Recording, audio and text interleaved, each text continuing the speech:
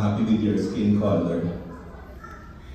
Actually, when I was starting, I'll be honest, parang, I had a moment na parang, because everyone was like telling me about certain things, guys, and do I have to do all these things? Siguro I should, because that's what society wants, parang ganyan.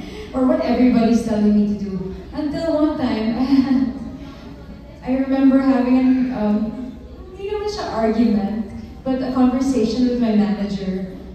Ako siguro, I would like to say I was stubborn. Ako talaga yung stubborn na alaga niya. I was like, you know what?